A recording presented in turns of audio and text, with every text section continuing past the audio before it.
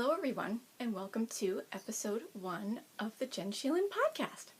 Now that I've done this video thing a few times, I figured why not turn it into a podcast? It's about time, right? So here we go. Everything I talk about here, I will put links to and put up in my show notes, both on the YouTube channel and as well as my website, jenstylin.com. So if you listen to something in here that you like, my Beverage of Choice, which is coming up, or anything like that, you can check them out in the show notes. So today is Saturday, March 19th of 2016. It's a big weekend because my hubby and I get to go to a beer dinner later on, so I'm looking forward to that. And speaking of beer dinner, I shall now talk about my beverage of choice.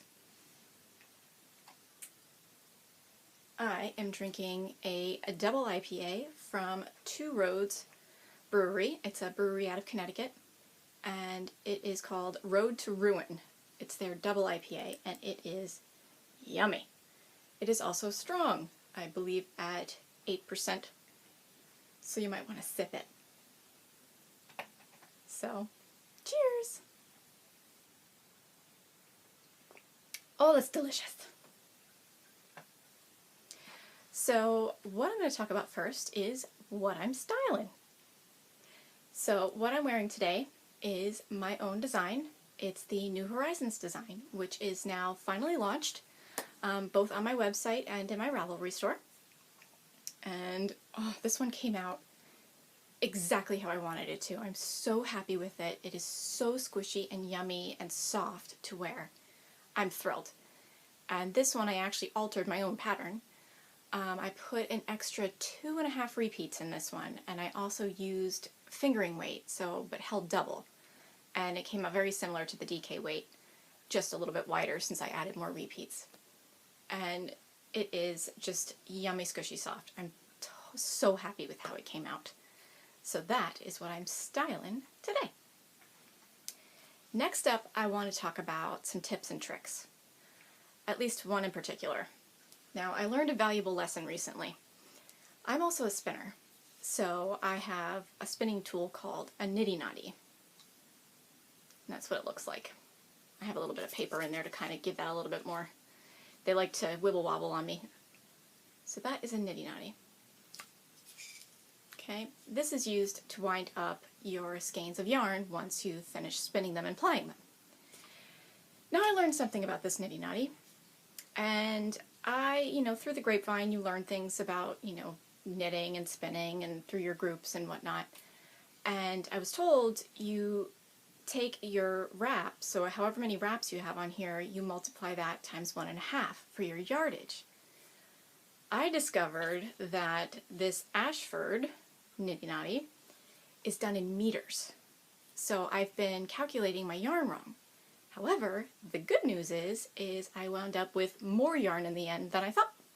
So it was a happy accident, no big deal, but something to look into when you get a Niddy Noddy is be sure or check out if it's done in yards or in meters.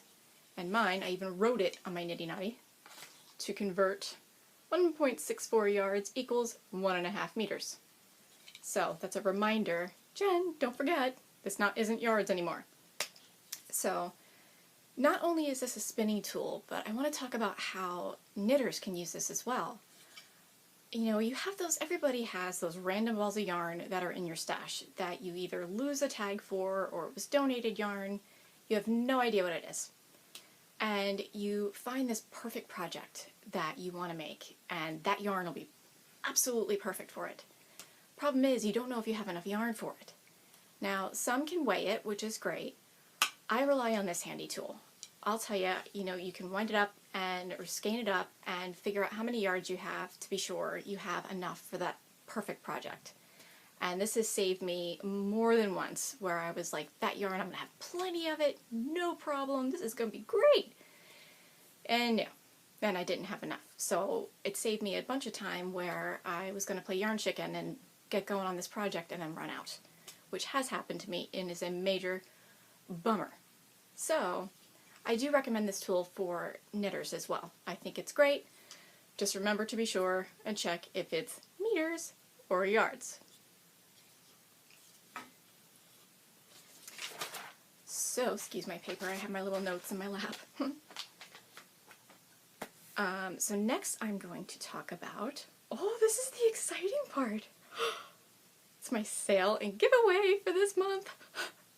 So I, this weekend only, am giving one of my patterns away for free.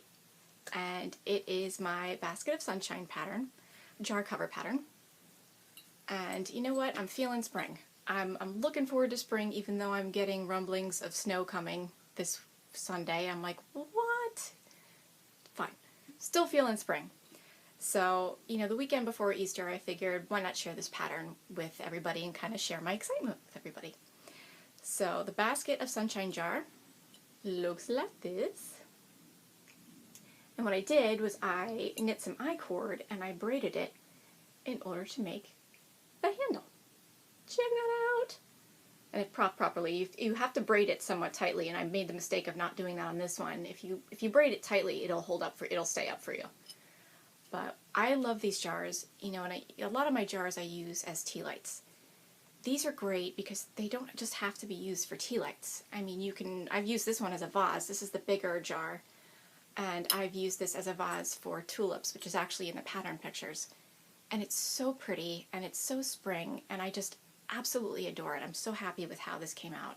And it's just a simple little basket weave pattern right there with the I-cord handle and some sweet little buttons that my hubby, Frank Sheelan, gave me for Christmas.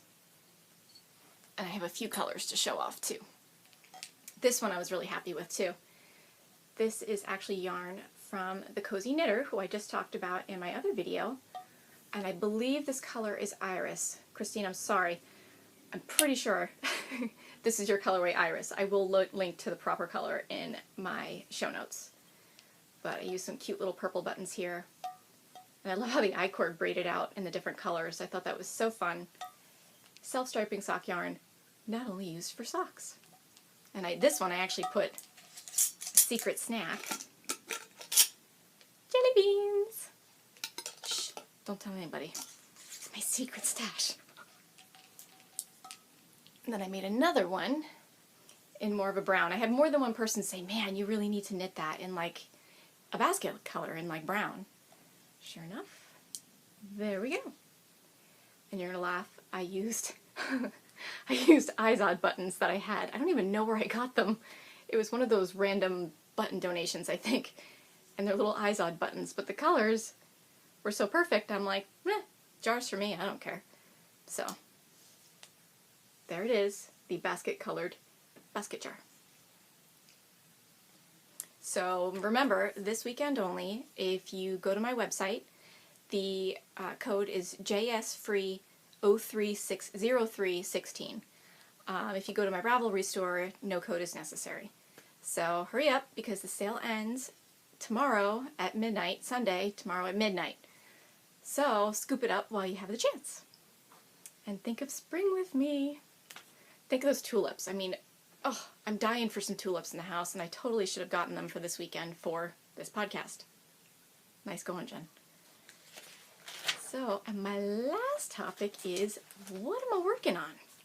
Oh, excuse me, I need another sip. Oh my goodness, that's so good. So last but not least, what am I working on? So, I've been designing a lot, and I've been in kind of I don't know what to call it, but I've been in a little bit of trouble with my designing where it's not behaving. And I'm like, you know, I found these perfect patterns, and again, it's for more jars, and this is what I talked about before, is I really want to find something that's going to be up there with Fairy's Firelight. That jar is just, it's got such a wow factor that I don't know. I'm like, man, I gotta find something that's going to be up there with that one, or that'll complement it nicely too. If you want to knit a Fairy's Firelight and another jar to go with it, what would look pretty with it? And I have two contenders right now that I'm working with that I just charted out. And the one, the stitch count is kind of off, so I'm messing with my needle size and I'm playing with it, but I kind of like how it's turning out. We'll see. It's kind of hard to see in here. But I think it'll be really, really pretty lit, you know, with this wavy look. You know, figure the flames coming up through that. I think it'll be so pretty if it'll just behave and come out to the right size. I'm already bumped up to a size 2 from a 1.5, and usually for all my jars I use a 1.5. This one's just like, you know. So we shall see. Hopefully this will behave. I've put it on the jar, but you can't get a feel for it until it's done. And I've already knit this size about, or this many rows about 3 or 4 times. So that's kind of been taking up a lot of my time. To keep my sanity, what I'm working on in the meantime is my sock yarn blanket. Oh, look at that. I love it. I have thought about knitting one of these for the longest time, and I know there's so many knitters out there who have thought the same thing. I have all this leftover sock yarn that we don't throw away because why? It's yarn. It's a waste. So you hang on to it, and every now and then I like to knit little stuffed animals, and I'll knit like a teeny tiny little bitty stuffed animal, which I don't have with me at the moment, out of leftover sock yarn, but some of the sock yarn just doesn't work for that. It's too dark or it's too busy, and so I'm still left with this fun sock yarn that I don't know what to do with. So finally, I cast on my sock yarn blanket. And I started it with the leftover yarn from my striped Nature's Magic cowl. And that's the corner right here. This yarn, it's Madelinetosh, and it's the unicorn tails. And it's so pretty, and I had just enough of these little leftover bits of yarn, and I'm like, something must be knit with them right now. So that is what inspired me to finally start my sock yarn blanket. And you can see I knit every last bit of it. I had this much white left, and I'm like, or this much of this, beige color left, and I'm like, oh, we're not wasting that.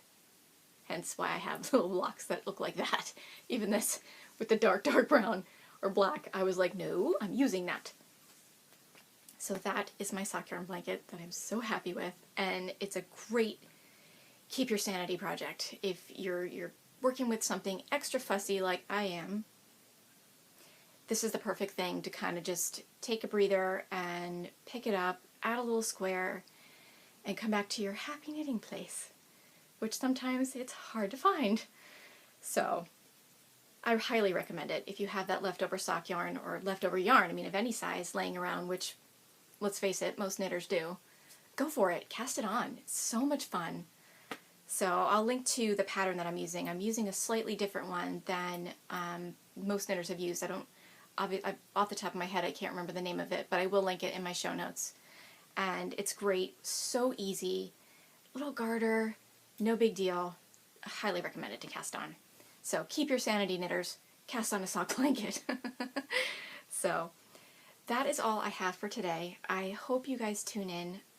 This is, like I said, episode 1. We'll see if this takes off.